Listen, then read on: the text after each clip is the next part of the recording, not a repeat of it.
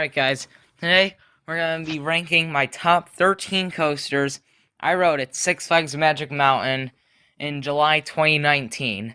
Now, I did not get to ride any of the 4 kiddie coasters because I didn't want to spend my time getting kiddie coasters there. And I also didn't get to ride Apocalypse or West Coast Racers because those two were closed. Also, of course, Green Lantern was closed for the whole 2019 season. Technically West Coast Racers as well, but, anyways, let's get right into the list. Alright, coming at the last place spot at number 13 is, in my opinion, the worst coaster I've ever been on, including kiddie coasters, and that is Viper. I can't see how you'd like this thing. I mean, your head's getting smashed around the entire time. Those restraints aren't comfortable, the profiling sucks. It's big, so that always hurts a rough coaster. Like, the bigger a rough coaster is, the worse it's gonna be. This thing just sucks. I'd probably actually rather get bit by a Viper than ride this again. It's that bad. I mean, from the outside, it looks like a fun aero coaster, but, like, you don't know how horrible and garbage those transitions and restraints are until you get on the ride. And I know some people like this thing, like, I respect their opinion, but, like, no, like, there's zero chance I could see how you'd like this ride. Like, it's horrible. Just, like, I would skip it. Like, if I were you, I would save yourself pain and skip this ride unless you're really desperate for that credit. And at number 12, this is probably another unpopular opinion to many, but Riddler's Revenge. I really hate stand-up coasters, and to be honest, this is the worst of them.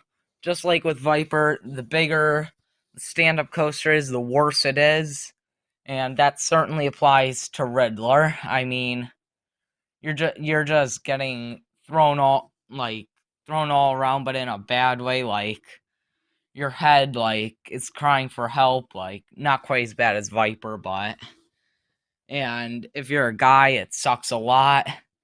So Viper overall, like, especially if you're a guy, like, don't like, I wouldn't recommend it. I'd probably just skip it as well. Like, honestly, like, I'd take, like, the Scrambler over this thing. Like, just save yourself all the shakiness, and this is a shaky ride, too. I mean, I don't know where the people who say this thing's smooth are coming from. I don't know. But anyways, those two rides, I'm definitely not riding them again next time I come back here. Coming at the number 11 spot, we've got actually my favorite Aero Mine Train, Gold Rush. And I think this is a pretty smooth mine train. Of course, no crazy forces or anything, or no crazy airtime, but fun scenic ride around the trees. Some cool helixes and hills thrown in there, and it's definitely a nice step-up coaster. Great number 11 for the park. And at number 10, we've got Revolution. This thing's actually pretty intense. Like, I get it's probably not as intense as rides like Shockwave or Mindbender, but that loop is pretty good. And same with the other Schwarzkopf loop where I've been on Super Duper Looper. Schwarzkopf does some good loops when they were in business. And the rest of the ride is pretty much Gold Rush. It's Gold Rush with the loop. So, yeah, I mean, it's a fun ride. I would definitely say take a ride on it. You know, you don't need to spend your time marathoning it, especially when X2 is pretty close to it. But yeah, definitely ride it over Viper, which is also pretty close to it. All right, at number 9, from here on, all of these coasters are in my top 50. So this, you can see why this is my number 2 favorite amusement park now. Like, they have so many good coasters. And coming at the number 9 spot, we've got Ninja. I personally think this is underrated. I have it ahead of Vortex. I know most people wouldn't agree with that, but I have it ahead of Vortex much longer. Again, great terrain usage. Of course, it does have the lift hill at the end of the ride, but you gotta focus on everything else that actually happened during the ride. Like, all of those turns just are so whippy, like, over Jetstream, their log flume, like, everything about this ride is so cool, and it's probably one of my favorite family coasters I've ever ridden. And number 8, you've got Superman. Now, this thing is really intense, really fast launch, goes up a huge spike, 415-foot spike, although it doesn't really reach that height, and then comes back down fast, and then hits the brake run after that. I mean, it's a really short ride, so that's why I have it at number 8. But still, any other park, this would probably be like top 3. I know at Darien Lake it would be, but at here it's number 8. Number 7, we have Batman the Ride. I always love a good Batman the Ride clone. They're pretty intense. I actually think they're better than Raptor at Cedar Point, but they're, again, really intense, compact, short layouts relatively, but still really fun rides. And for some reason, Magic Mountains ran extremely intense. Like, this thing was more intense than Great Adventures for sure. So, number 7, great spot for Batman. And at number 6, we've got an unpopular opinion, but I think Scream is number 6 at Magic Mountain. And the people who say it has a rattle, yeah, I don't understand. There's no rattle on this thing. It was butter smooth when I rode it. Maybe I just picked a good day to ride this thing, but who knows? All the inversions are pretty forceful. It's a mirror image of Bizarro at Great Adventure. I have them back to back. I have Bizarro one spot higher, but and people complain about this thing being right on a parking lot. Guys, you're not gonna notice that it's on a parking lot when you're going through these fun inversions that are also pretty intense. So, guys, just forget about the parking lot thing. So, Scream at number 6, I think, is a well-deserved spot. At the number 5 spot, you've got Full Throttle. Short ride, but what it does in that short amount of time is incredible.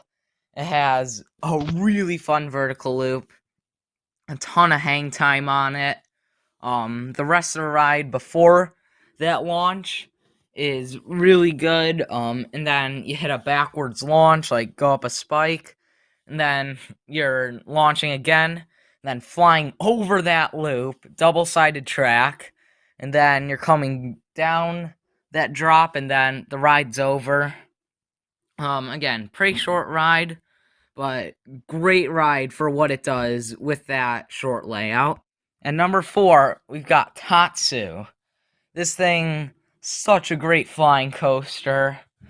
Definitely my favorite. It's super intense. That pretzel loop, just so many positive G's. Like, the drop is insane. Just staring over 100 feet, 50 feet tall, staring face first to the ground, then just plummeting down that drop. And it's such a beautiful ride too. Like, you're like flying over the mountain, and it like goes from like this nice scenic ride, and then just all of a sudden like throws you through this insane pretzel loop. And it's also this turnaround and Revolution's loop are what you see first when you enter the park's entrance at least. So it also draws people to it right away. So that's why Tatsu's at number 4. At my number 3 spot, we've actually got probably my most controversial opinion on this list, which is Goliath at number 3. Guys, why do you guys think this is forceless? Like, so many people think this thing is forceless. and doesn't have airtime. They think it's like intense, but like the mid course slows it down. No, this thing has airtime. That first drop and that airtime hill after it delivers some great airtime. And maybe it's just because I rode it on a good day or something, but I rode in all sorts of seats and I got airtime on all 3 of my rides on this. And then you come into that mid course, and I don't know why people think this thing just slows all of your momentum down. Again, maybe I just rode it on a great day, but I didn't feel it slow me down that much. And then during that twister section, that is probably the second most intense ride at the park. And I'll get to the most intense ride in a minute, but this thing just pulls so many positive G's on you. It's crazy how intense this is coming off like 100 feet. Again, you have some speed coming into that, but and then after that you'll come into a couple more airtime pops. There's also a couple more pops during the intense twister section.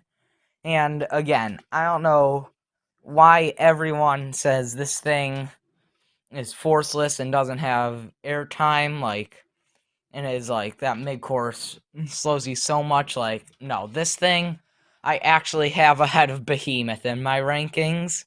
Like, it's that good that passes one of the 3 B&M hypers I've ridden. Our number 2 spot is the most intense coaster at Magic Mountain, and this is X2.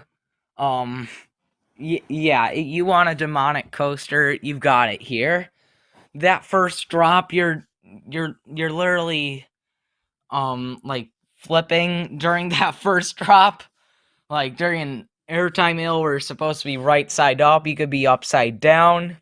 Like, it's like twice as big as all the free spins. It's insane how massive this thing is. And again, I don't find it that rough. Sure, it's a little shaky here and there, but not really. It's certainly something you can get past. Those Raven turns, those are absolutely killer. That Lie to Fly, I think it's called, something like that. I don't know. Fly to Lie. Those are crazy. Cause like you're right side up and then like you're flipping and twisting and then you're lying and like I don't know. This whole coaster's so weird, so messed up, and I love it. And it's my number 2 coaster at Magic Mountain. And at number 1, we've got Twisted Colossus. I am a huge RMC fan. It's the number 1 manufacturer, and Twisted Colossus is actually my least favorite of the 2 I've been on, and it's still my number 3 coaster. Like, that's how good this manufacturer is, but this thing has an incredible first drop. All 3 times I rode it, it dueled. The high 5 is incredible. All the airtime moments in between, all the airtime hills are best in the park, probably best in California, and some of the best I've ever experienced. Top gun stall, especially if you're doing that 0G stall during that. Just being inverted, trying to reach and high five the people below you is insane. And like all the elements with the dueling interaction is incredible, which is why all these factors make Twisted Colossus my number 1 coaster at Six Flags Magic Mountain. Hope you guys enjoyed this video. Make sure to like and subscribe, and see you next time.